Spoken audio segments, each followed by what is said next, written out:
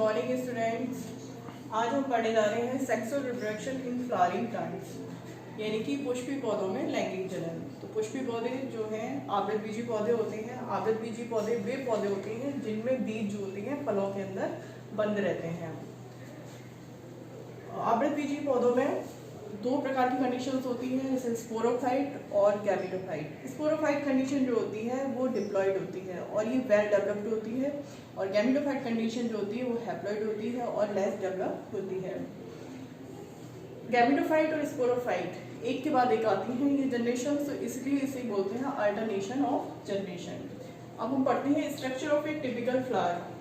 Typical flower की structure में मुख्य रूप से चार भाग होते हैं, जैसे कि आपने लास्ट क्लासेस में पढ़ा है, कैलिक्स, करोला, एंडोसियम और गाइनोसियम। कैलिक्स जो होता है वो किसी भी फूल का ये इस तरीके से ये जो भाग होता है सबसे बाहर की तरफ होता है ग्रीन कलर का, ये होता है कैलिक्स। और इसकी जो लीव्स होती हैं इनको बोलते हैं सेपल्स। इनमें फोटोसिंथेसिस क्रिया पाई जाती है। इसके अंदर जो लीव्स होती हैं वो कलरफुल होती हैं, हालांकि इसमें ये सूख गया है फूल, लेकिन जो कलरफुल होती हैं उनको बोलते हैं पेटल्स। इसके अंदर होते हैं लंबी धागेनुमा संरचना, इनको बोलते हैं स्टामेंस। स्टामेंस होते हैं, और स्टामेंस के दो भाग होते हैं। ये ऊपर वाला भाग जो होता है उसे बोलते हैं एंथर, और ये पतला धागेनुमा भाग होता है उसे बोलते हैं फिलामेंट। इसके अंदर की तरफ होती है स्ट्रक्चर गाइनोसियम, ये फीमेल रिप्रोडक्टिव पार्ट है, और स्टामेन क्या था, male reproductive part. Female reproductive part को बोलते हैं पिस्टल। इसके तीन भाग होते हैं। नीचे जो फूला हुआ भाग होता है जो पुष्पासन यानी कि थैलेमस से जुड़ा होता है, इस फूले हुए भाग को बोलते हैं ओवरी। ओवरी के अंदर ओव्यूल होता है जिसे बीजांड बोलते हैं। ये लंबी संरचना जो होती है इसे बोलते हैं स्टाइल, और ये ऊपर जो आधार होता है, आशय जो होता है उसे बोलते हैं स्टिग्मा। ये तीनों पार्ट जो है वो पिस्टल के हैं, यानी कि फीमेल रिप्रोडक्टिव ऑर्गन, और ये है मेल रिप्रोडक्टिव ऑर्गन। जैसा कि आपको बताया गया था कि सेक्सुअल रिप्रोडक्शन में मेल और फीमेल दोनों पार्ट्स का होना आवश्यक है, इसलिए हम दोनों की संरचना और दोनों में बनने वाले गैमीट्स का निर्माण इस चैप्टर में पढ़ेंगे। तो सबसे पहले हम पढ़ते हैं मेल गैमेटोफाइट। मेल गैमेटोफाइट यानी कि स्टामेन।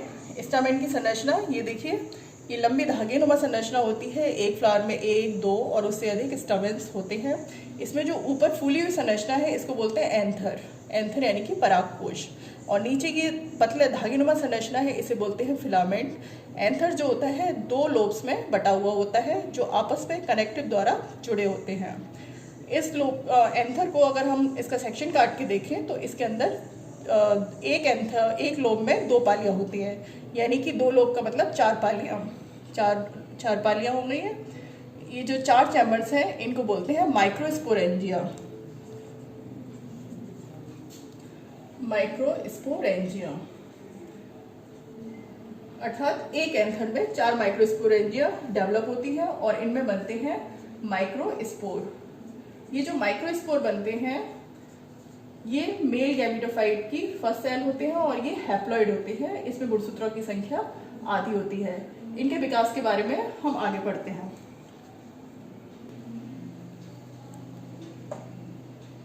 अब है development of anther and microsporogenesis, यानी कि लघु बीजाणुधानी यानी कि माइक्रोस्पोरेंजियम का विकास और उसके अंदर माइक्रोस्पोर का विकास। माइक्रोस्पोर यानी कि पॉलन ग्रेन। इसके अंदर जो पॉलन ग्रेन बनते हैं यानी कि परागकण, इनके विकास के बारे में हम यहाँ पढ़ रहे हैं। परागकोश की प्रत्येक पाली में दो चैम्बर होते हैं जिन्हें पॉलन से या माइक्रोस्पोरेंजिया कहते हैं, और माइक्रोस्पोरेंजिया से माइक्रोस्पोर बनने की क्रिया को माइक्रोस्पोरोजेनेसिस कहते हैं। अब हम एक एंथर की संरचना में देखते हैं कि उसकी अल्ट्रास काट में कि ये मेरिस्टेमेटिक सेल्स विभज्योति कोशिकाओं का एक समूह होता है जो चारों तरफ से एपिडर्मिस से घिरा हुआ होता है।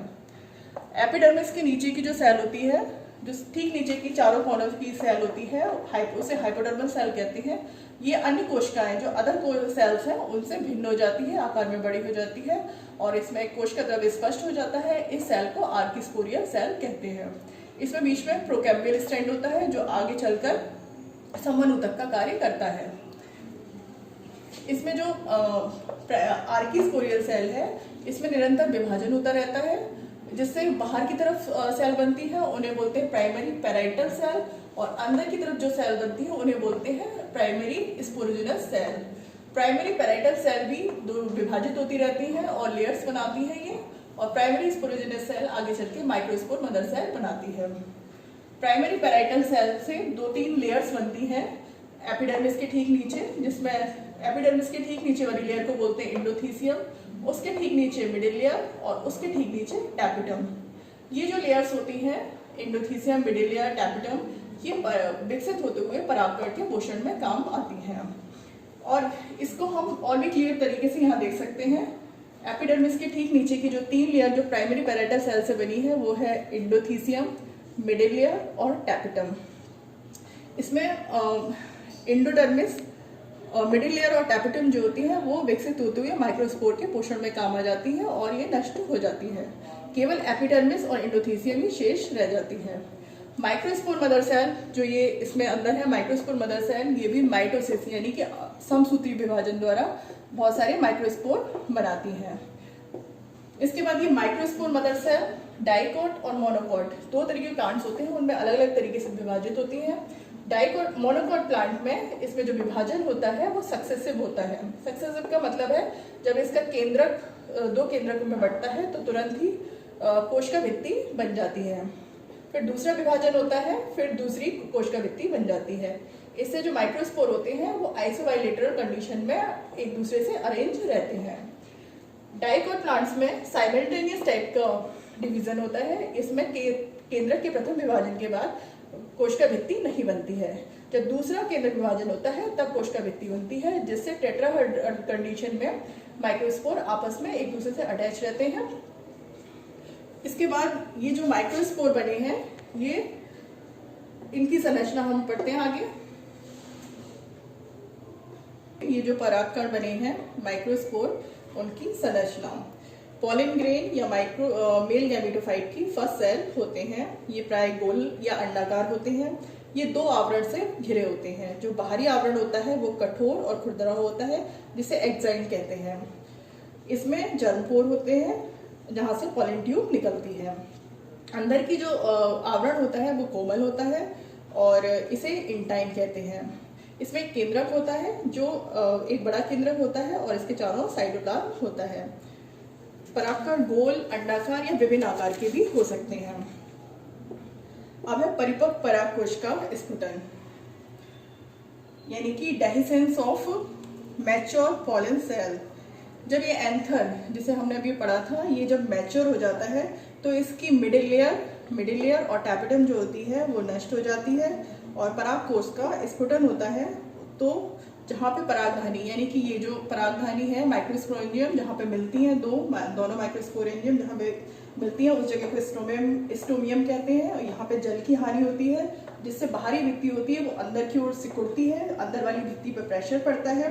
प्रेशर पड़ने से यहाँ पे पोर बन जाता है और ये इसके अंदर जो ये परागकण बने हैं वो स्वतंत्र हो जाते हैं। स्वतंत्र होने से पहले ही इसका जो केंद्रक होता है परागकण का वो समसूत्री विभाजन द्वारा 2 केंद्रकों में बढ़ जाता है।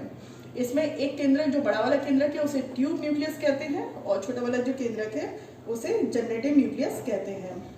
कुछ समय पश्चात जनरेटिव केंद्रक के चारों ओर साइटोप्लाज्म जमा हो जाता है और इसको अब जनरेटिव सेल कहते हैं। प्राय इसी अवस्था में पॉलिन ग्रेन यानी कि परागकण जो होते हैं वो यहाँ से स्वतंत्र हो जाते हैं, स्टोमियम से स्वतंत्र हो जाते हैं और ये पहुँचते हैं यहाँ जायंत पे। जायंत जो फूल का, फ्लावर का फीमेल पार्ट है, फीमेल यानी कि फीमेल रिप्रोडक्टिव पार्ट है पिस्टल। यहाँ पे जब पहुँचते हैं तो इसका जो अंकुरण है, आगे का जो डेवलपमेंट है परागकण का वो यहाँ पे जाके होता है। आगे चलकर यहाँ पे क्या होता है, इसका जो न्यूक्लियस है, जनरेटिव न्यूक्लियस है, वो 2 भागों में विभाजित हो जाता है जिन्हें मेल गैमीट्स कहते हैं। ये 2 मेल गैमीट्स हैं और ये ट्यूब न्यूक्लियस जो होता है इससे पॉलन ट्यूब का विकास हो जाता है और ये यहाँ पे ये सारा विकास जो होता है वो यहाँ पे होता है फीमेल रिप्रोडक्टिव ऑर्गन पे।